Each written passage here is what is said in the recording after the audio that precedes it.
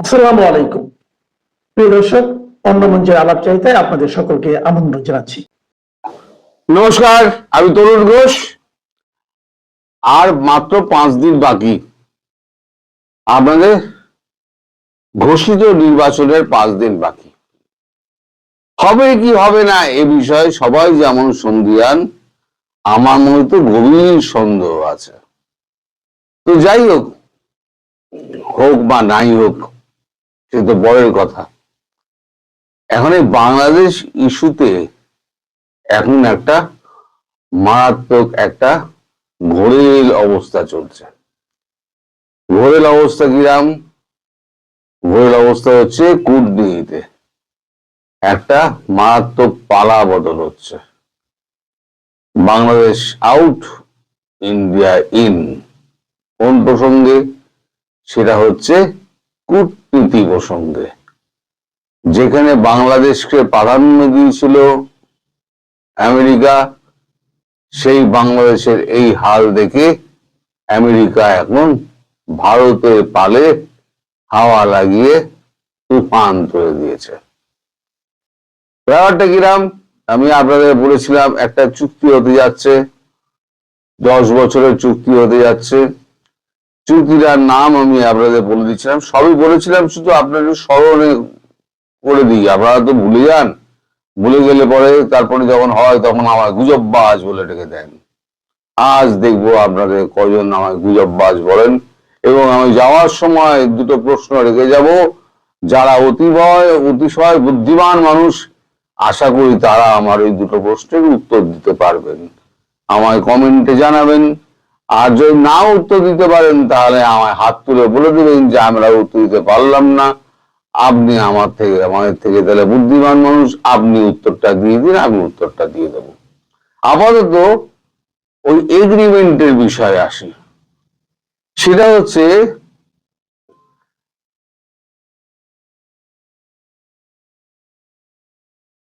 Common interest in South Asia, Central Asia, Quad, Bay of Bengal and Indo-Pacific agreement 2026 to 2036। এই 10 বছরের একটা agreement. এই এগ্রিমেন্টটা আপনার সই হয়, সব গুগলে পেয়ে যাবেন, কোনো চিন্তা নেই। আমাকে একদম বলবেন না যে গুজববাজ, আমি বলে দিচ্ছি সব গুগলে পেয়ে যাবেন। এটা 31শে জানুয়ারি সেনেটে এই বিলটা পাস হয়। 31শে জানুয়ারি এই বিলটায় $121 মিলিয়ন একটা সহায়তা আছে। কেন এই ডলারের সহায়তা এবং কি জন্য সহায়তা আমি সব বলে দিচ্ছি, সে প্রশ্ন আসছি। এই যে 31 তারিখ যেটা বিলটা যেটা সই হয়েছে সেনেটে, সেই বিলটা 3 ফেব্রুয়ারি সেটা সাইন করেছেন আমাদের ডোনাল্ড ট্রাম্প মালিক। তিনি সাইন করে দিয়েছেন এবং 4 তারিখে আমাদের ওইখানে আমেরিকাতে গিয়ে পৌঁছন আমাদের বিদেশমন্ত্রী এস জয়শঙ্কর। তার সঙ্গে ওই বিলটা নিয়ে তখন কথাবার্তা হয় এবং একটা ক্লোজ ডোর মিটিং হয়েছিল। আমি আপনাদের বলেছিলাম ডক্টর জয়শঙ্কর মার্কো রুবিওর সঙ্গে একটা ক্লোজ ডোর মিটিং হয়। সেই মিটিং এ শেখ হাসিনার সঙ্গে কথা হয়েছিল, সেটাও আমি বলে দিয়েছিলাম। এখন যেটা পরে জানতে পেরেছি সেটা হচ্ছে ভিডিও কলিং হয়েছে। আচ্ছা, সবাই আমায় জিজ্ঞেস করেন যে এই যে সিকিউর লাইন বলেন ব্যাপারটা কি? সিকিউর লাইন হচ্ছে এমন একটা ফ্রিকোয়েন্সি দুইজনেই ভাগ করে নেয়, এবং মার্কিন যুক্তরাষ্ট্র ভারত এমন একটা ফ্রিকোয়েন্সি ভাগ করে দিল, ওই ফ্রিকোয়েন্সি অন্য কেউ জানতে পারবে না। ওই নির্দিষ্ট ফ্রিকোয়েন্সির মাধ্যমে ভারত এবং বাংলাদেশ দুজনেই ওই ফ্রিকোয়েন্সির মাধ্যমে যোগাযোগ করে। সেটা হচ্ছে আপনার সিকিউর লাইন বলা হয়। এই যে সমস্ত আমাদের রাষ্ট্রনেতারা কথাবার্তা বলেন না, তারা সবসময় ওই রকম আলাদা করে বিভিন্ন সময় বিভিন্ন রকমের সিকিউর মানে ওয়েভ লেন্থে তারা কথাবার্তা বলেন। তো যাই হোক, সেখানে ওই তাদের মধ্যে কথাবার্তা হয়েছে এবং শেখ হাসিনার সঙ্গে কথাবার্তা হয়েছে। কি কথাবার্তা হয়েছে সেটাই পরে আসছি। এখন এই যে $121 মিলিয়ন যেটা সহায়তা বিল দেওয়া হচ্ছে, সহায়তা বিল কেন? আগে আপনাদের মনে আছে, আগে আপনাদের ঠিক ছিল যে বাংলাদেশ থেকে একটা মায়ানমার করিডোর করা হবে, আরাকান করিডোর যেটা নাম দেওয়া হয়েছিল।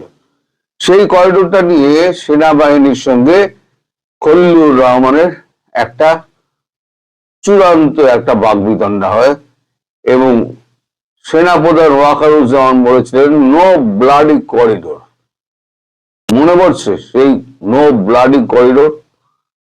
সেই নো ব্লাডি করিডোর বলেছিলেন।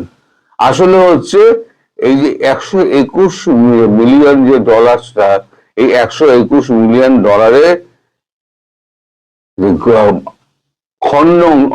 খন্ডাংশ, $121 মিলিয়ন একটা অংশ, সেইটা কে কত নেবে? খলিলুর রহমান এবং ওয়াকারুজ্জামান দুজনের মধ্যে কে কত নেবে সেটা নিয়ে হচ্ছে কথা হচ্ছিল। এখন এই কথাবার্তা যখন চলে সেই সময়তে, এক মিনিট ধরবেন,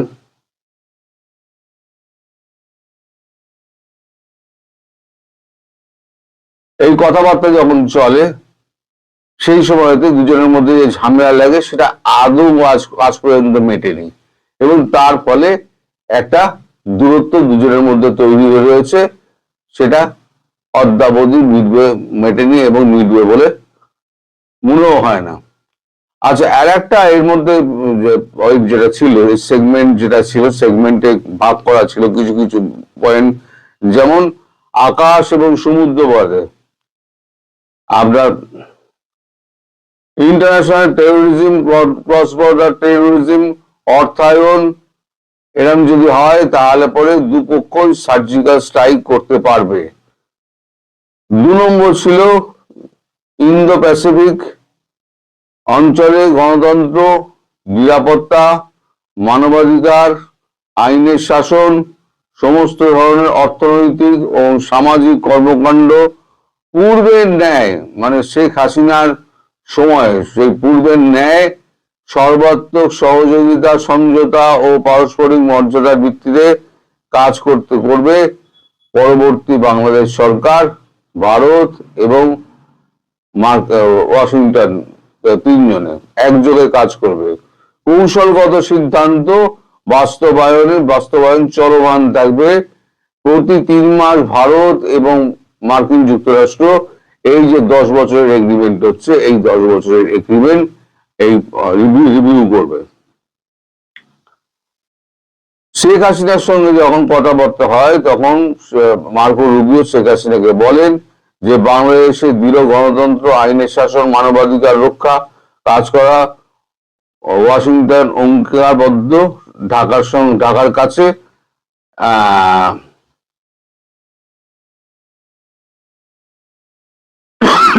এটা টোটাল 16 মিনিটের একটা কথাবার্তা হয়েছিল, এটা আমি আগেও বলেছিলাম।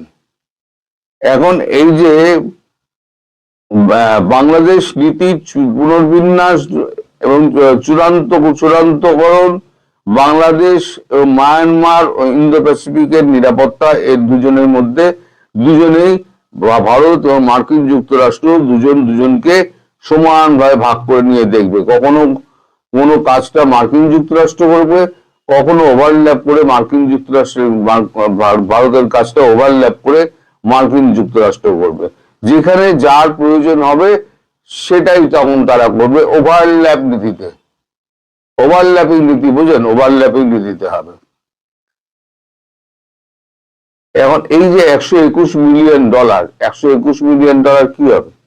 এটা হচ্ছে আমাদের যে কালাদান প্রজেক্ট আছে না মায়ানমারে, ওই কালাদান প্রজেক্টটাকে ধরে আপনার নৈখাঞ্চরী এরিয়া আছে, নৈখাঞ্চরী এরিয়া থেকে একেবারে ত্রিপুরা হয়ে, এখনো ঠিক হয়নি, হয় আপনার এতে কি বলে ওটা,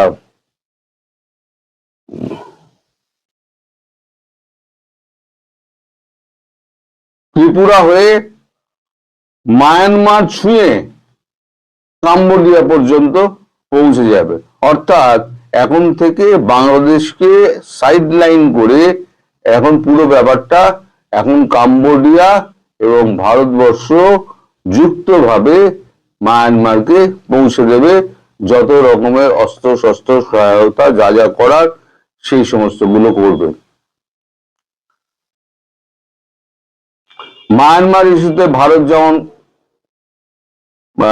আমেরিকাকে সমর্থন করবে, তেমনি বাংলাদেশ ইস্যুতে ইউনাইটেড স্টেটস ভারতকে সমর্থন করবে। ভারতের চোখ দিয়ে ইউনাইটেড স্টেটস দেখবে এমন কোনো কথা কিন্তু আলোচনা হয়নি। আলোচনা এটাই হয়েছে স্বার্থ, একে অপরের স্বার্থ সুরক্ষিত করে চলবে। মায়ানমারে যেখানে আমেরিকার স্বার্থ আছে সেটা বাংলাদেশ দেখে ভারত দেখে চলবে, ও বাংলাদেশে যে স্বার্থ ভারতের রয়েছে সেটা আবার আমেরিকা ভারতের হয়ে দেখবে। এটাই হচ্ছে ওভারল্যাপিং সিস্টেমের দুজনের মধ্যে কাজ করবে। আমাদের যে এখানে জয়শঙ্কর জি ওখানে গিয়ে আমেরিকার ভিজিট যখন করছেন, তখন এখানে কিন্তু ব্রেন ক্রিসেন্টন তিনি গিয়ে প্রণয় বার্মার সঙ্গে দেখা করছেন। এখন প্রণয় বার্মার সঙ্গে দেখা করার আগে, ঠিক দেখা করার আগে উনি গিয়েছিলেন তারেক রহমানের বাড়িতে। তারেক রহমান বাড়িতে ছিলেন কি ছিলেন না আমি জানি না। কথা হয়েছে কার সঙ্গে? ওনার কথা হয়েছে জুবেইদা জাইমা খান এবং তার মেয়ে হচ্ছে জুবেইদা রহমান, জাইমা রহমান এবং জুবেইদা রহমান, এই দুজনের সঙ্গে ব্রেন ক্রিসেন্টনের কথা হয়েছে। এটা গেল নাম্বার 1, আমার প্রশ্ন নাম্বার 1। আর নাম্বার 2 হচ্ছে 8ই ফেব্রুয়ারি আগামীকাল একটা মানে সভা হওয়ার কথা ছিল আপনাদের বিএনপি সভাটা